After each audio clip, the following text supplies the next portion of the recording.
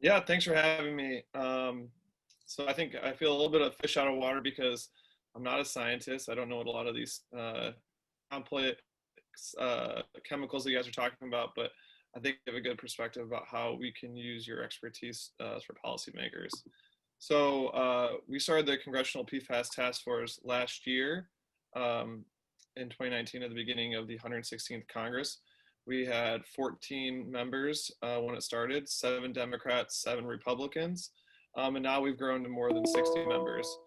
A lot of that I can attribute to people just learning about it and more information. So I'm going to go through and look at the 3 main areas that we set out probably in our foundation documents. If that's a great picture there, my boss and the founding members. We can go to the next slide, Tom. So I'm just going to talk about our 3 areas that we are focused on with the task force and what we're really trying to do.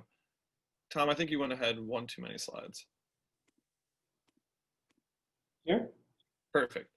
So our first is holding informational events to educate members of Congress and their staff to increase awareness about PFAS chemicals. I would say, like, when we started this, there might have been 15 members that could even spell PFAS.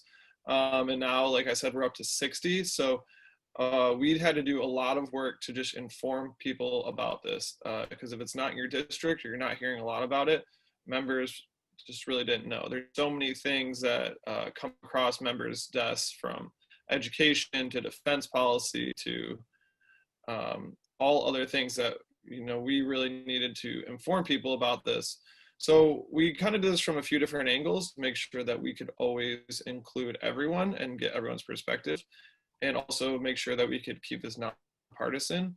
So nonpartisan people we talked to is CRS, the Congressional Research Service, the National Institute of Environmental Health. I think after Dr. Birnbaum left, they came and did a briefing for us. So those are some nonpartisan sources that just were able to answer questions. For example, what is the difference between C8 and C6? Those were really important questions to ask. But also we included the American Chemistry Council, and we were asking them questions of things that we'd heard about what they had been trying to do to manufacture more, or had been withholding information to do more testing. And so we were able to press them and ask them questions and get their perspective. And then finally, some advocacy groups like Environmental Working Group, Rob Lot, Green Science Policy Center, they had been really helpful to answer questions and provide more information about it. So we had brought them in as speakers, and anyone who wanted to speak in front of our group could. We'll go to the next slide. So from that, our goal is to craft legislation to address PFAS contamination. So I'm going to give 2 very large examples of things we worked on, but I think there's probably more than 40 pieces of legislation that members have introduced on PFAS. So the biggest one focused solely on PFAS is the PFAS Action Act, passed the House of Representatives with 26 Republicans and all Democrats supporting. And the major provisions of this would regulate PFOA, PFOS in drinking water, our surface waters, so our public waters, and in air. And also it would list PFOA and PFOS under CERCLA, listing them as hazardous substances. So that's something that a couple of years ago, no one would have ever thought could have passed or could ever happen. But through the task force, we were able to create that legislation. The next was the 2020 National Defense Authorization Act, which included over 15 provisions related to PFAS. Tom and Arlene and many people on this call know that only a couple of years ago, we, and the next slide will show this really well, but there was no PFAS provisions in NDAA, which the defense industry is probably the largest single user of PFAS. And so we felt it was really important to include legislation in NDAA, which can help influence stuff that happens on the civil side also. So the biggest thing that we've gotten was the phase out of use of PFAS in firefighting foam by 2024, which the military fought us on for a long time, but we got bipartisan support to do that. We also got funding authorization for a nationwide study of PFAS contamination. I come from Michigan. Michigan is the only state that we know that has done a survey of all the potential and now confirmed PFAS contamination sites around the state. And so we want something like that for around the country.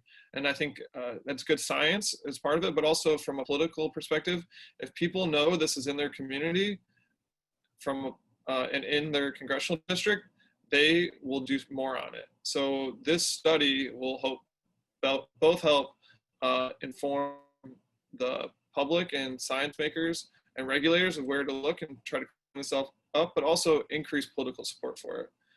And then finally, we got significant amount of funding for a CDC study on service member exposure to PFAS. So we know a lot probably about exposure to PFOA because of all the work that Rob Balot and their group did in Parkersburg, West Virginia. But as we all know, there's a lot of different types of PFAS. And so we thought it was important, and for the CDC to do this longitudinal study will take about 5 years to complete on the impacts of PFAS exposure. 2 minutes. Okay, thank you. Next slide. So as you can see right here, we wanted funding to clean up PFAS. In FY19, we got $16 million, and then you can see up until now, we've gotten $200 million. And that's because of direct advocacy from more members asking for more funding to clean it up in our district. So that's a pretty big increase in funding over only a short amount of time.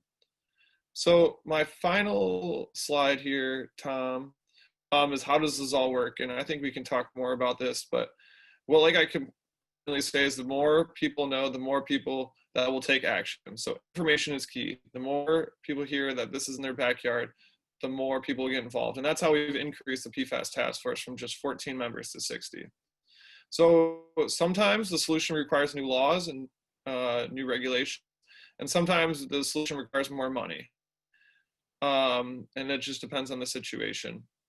But I think the main example I'd like to bring up is the FAA authorization bill. And this is something that I worked really closely with Arlene and Tom, where we had learned that airports were required to use firefighting foam containing PFAS. This is an old regulation that made no sense. It didn't allow the private market to come in and come up with fluorine-free or PFAS-free firefighting foams. And so we found this issue in law.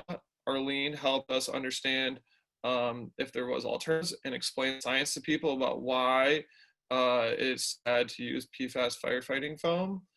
And we got some legislation included in the 2018 FAA Reauthorization Act, would allow airports to choose, as long as it met the performance requirements of the National Fire Protection Associations, to be able to use alternatives that were PFAS free. And that was the first time we really made, I would say, a crack in the efforts to reduce the use of PFAS using federal policy. So it was a combination of using advocacy organizations, informing other offices, and really being right on the policy that we were able to do it. So that's just a quick overview of the PFAS task force, and looking forward to your questions.